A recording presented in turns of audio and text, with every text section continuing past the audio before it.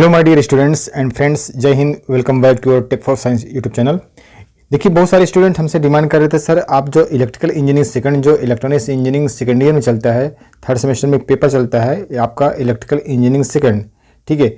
तो बहुत सारे स्टूडेंट का डिमांड आ रहा था, सर आप इस पर जो है जो पिछले साल का प्रीवियस ईयर का पेपर है उस पर एक वीडियो बना दीजिए। देखिए स्टूडेंट, प्रीवियस ईयर का पेपर दिखाने का मेरा पर्पज ये है कि इसमें से आपको जो है कम से कम इस पेपर से आपको स्टूडेंट कभी कभी 70 to 80% आपका पेपर जो है रिपीट कर देता है, 70 to 80%, ठीक है। नहीं तो आप मान चलिए कम से कम 50% तो आपको मान चलिए कि इसमें से रिपीटेड आपको इस टाइप क्वेश्चन या इसी चैप्टर्स क्वेश्चन या इसी सेम टाइप के क्वेश्चन आपको रिपीटेड आते हैं। इसलिए स्टूडेंट पूरा वीडियो को लास्ट से जरूर देखिए। कुछ लास्ट में आपको स्ट्रेटजी बताऊंगा जो आपके एग्जाम के लिए बहुत ही हेल्पफुल होगा, इसलिए वीडियो को आप लोग स्किप मत करिए, वीडियो को लास्ट से जरूर देखिएगा। ये सब सारे क्वेश्चन जो आपको इलेक्ट्रिकल इंजीनियरिंग सेकंड में आने वाले क्वेश्चन है, मैं इसका आपको हिंदी अभी यहाँ पर पेपर दिखा रहा हूँ, इसका इंग्लिश पेपर भी मैं आपको दिखाऊंगा, इसलिए आप वीडियो को लास्ट तक जरूर देखिएगा। इसमें देखिए स्टूडेंट, पहला क्वेश्चन है इसमें पहला क्वेश्चन है आपका कि शक्ति गुणांक की परिभाषा क्या है तथा इसके सुधार के क्या उपाय है। मतलब जो पावर फैक्टर होता है, पावर फैक्टर की डिफिनेशन क्या है और इसको हम कैसे इंप्रूवमेंट कर सकते हैं, ठीक है।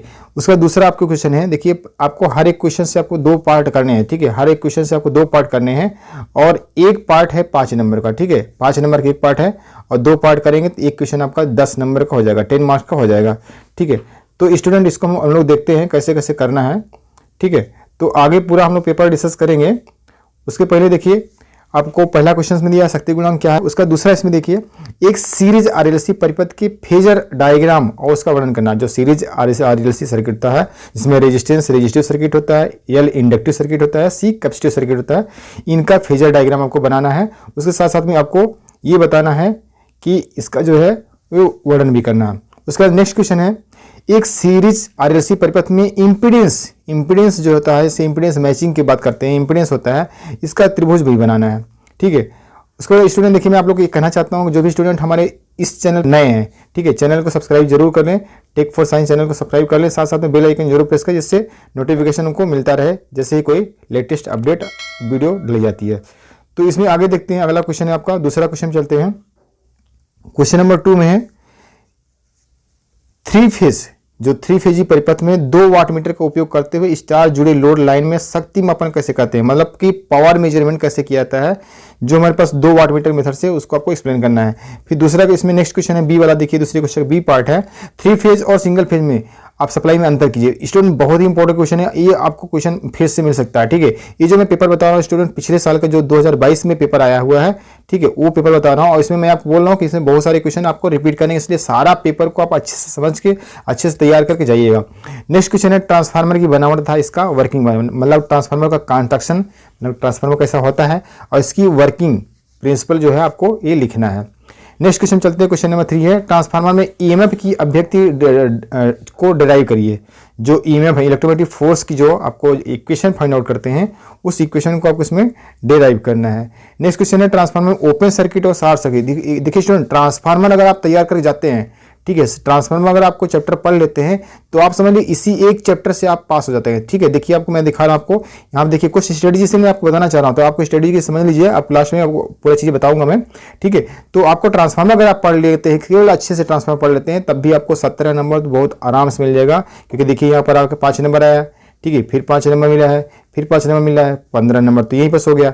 ऑटो ट्रांसफार्मर है, देखिए दिया हुआ इसमें से, जबकि 2 ही पार्ट करना है, लेकिन फिर भी आपको इसमें से टोटल 20 नंबर इसको ट्रांसफार्मर से आ गए हैं।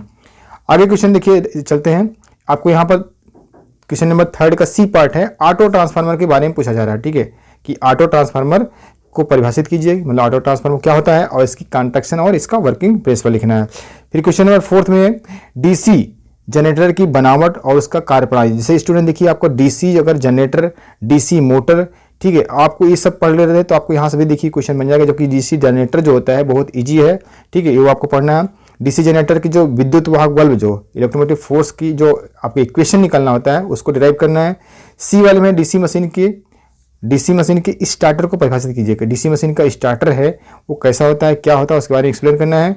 और लास्ट क्वेश्चन है स्टूडेंट यहाँ पर देखिए कि कैपेसिटर स्टार्ट और capacitor run single phase motor के सिद्धांत का कार्यप्रणाली का वर्णन करना है। मतलब कि जो कैपेसिटर है, स्टार्ट कैपेसिटर कैसे यूज करते हैं, इसे आप तो देखते हैं, जैसे फैन में भी हम लोग कैपेसिटर लगाते हैं, ठीक है, और उसके बाद में कुछ जो है सिंगल फेज के मोटर में हम लोग कैपेसिटर लगाकर उसको 3 फेज सप्लाई उसमें प्रोवाइड करते हैं।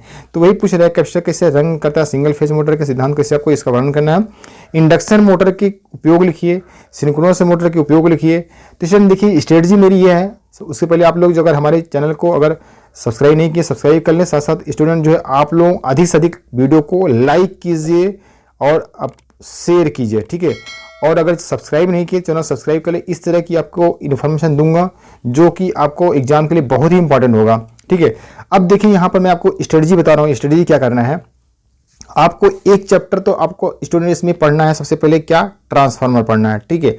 ट्रांसफार्मर आप अगर पूरा अच्छे से तैयार कर लेते हैं तो आपको 10 to 15 मार्क्स 100% मिलने वाले हैं, ठीक है। उसके बाद में आ जाते हैं आपको दूसरे चैप्टर पर। दूसरा चैप्टर आपका डीसी मोटर, ठीक है। डीसी मोटर पढ़ लीजिए, डीसी मोटर पढ़ लेते हैं। आपको डीसी पूरा डीसी मोटर, डीसी जनरेटर इसमें आप पढ़ लेंगे, आपको यहाँ से भी कम से कम 10 नंबर मिल जाएंगे, ठीक है। तो आपको 15, 10, 25, ठीक है, 25 मार्क्स से आपको यहाँ पर सिर्फ 2 चैप्टर्स पढ़ने पड़ना। तीसरा अगर आपको मार्क्स को 30+ करना है तो इसमें आपको एक चैप्टर में और कहूँगा पढ़ लीजिएगा, वो है आपका मोटर, ठीक है। इंडक्शन मोटर है, सिंक्रोनस मोटर है, बहुत सारे मोटर हैं। तो आपको मोटर वाला अगर चैप्टर आप प्रिपेयर कर लेते हैं तो आपको यहाँ से 30+ मार्क्स आपको सिर्फ 3 चैप्टर पढ़ के मिल सकता है। तीसरे स्टूडेंट अगर आपको ये वीडियो अच्छा लगा वीडियो को लाइक जरूर करिए। साथ साथ आप जो है इसी तरह से जो भी डिमांड अगर आप लोग से बनती है, जो भी आपको चाहते हैं कि इसका क्वेश्चन पेपर चाहिए तो उसका क्वेश्चन पेपर मैं आपको प्रोवाइड करूंगा। इसका इंग्लिश वर्जन में आपको मैं दिखा देता हूँ। ये देखिए स्टूडेंट यहाँ पर देखिए कोड नंबर है, ये आपका क्वेश्चन पेपर का कोड नंबर है, ठीक है। और यहाँ पर आपको देखिए इंग्लिश मीडियम वाला पेपर में आपको दिखा दे रहा हूँ, ठीक है। ये इसका पेपर कोड है। साथ साथ देखिए आपके यहाँ सब्जेक्ट का नाम भी इसमें लिखा हुआ है, पहले इंग्लिश मीडियम वाला आता है। तो अगर कुछ गलतियाँ होती मान लो हिंदी मीडियम में तो आपको प्रीफर करना है कि एडवाइस किया जाता है कि आपको इंग्लिश मीडियम वाला पेपर जरूर देखें, ठीक है। तो स्टूडेंट सारे क्वेश्चन वही सब हैं। देखिए पहला क्वेश्चन इसमें दिया है जैसे define the power factor, power factor को डिफाइन करना है। सारी क्वेश्चन आपको इस इंग्लिश में दिया हुआ है, ठीक है। जो तो स्टूडेंट इंग्लिश मीडियम के हैं वो यहाँ से अपना स्क्रीनशॉट ले सकते हैं, पेपर देख सकते हैं।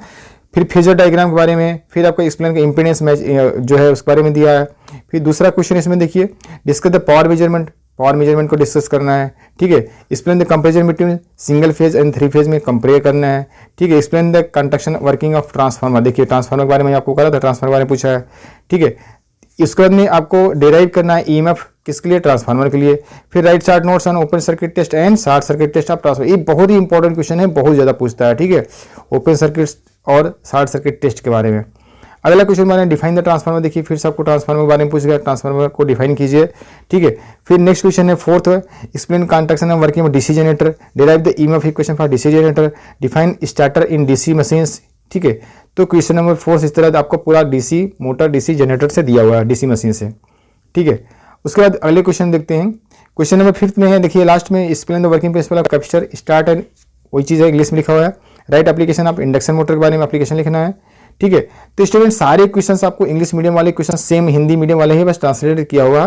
तो यहाँ पर देखिए आपको पिछले साल का पेपर है, ठीक है, 2022 देखिए यहाँ पर लिखा हुआ है, आप इस चीज़ को भी समझ सकते हैं। यहाँ पर देखिए 30 मार्च 2022 को पेपर हुआ था पिछली बार का, ठीक है। इस पेपर से आपको कम 50 to 70% आपको रिपीटेड मिल सकता है, इसलिए आपको पूरा अच्छे से रिवाइज करके जाना है, ठीक है। आज की वीडियो में स्टूडेंट इतना ही, मिलते हैं फिर अपने नए वीडियो में, तब तक के लिए जय हिंद, वंदे मातरम।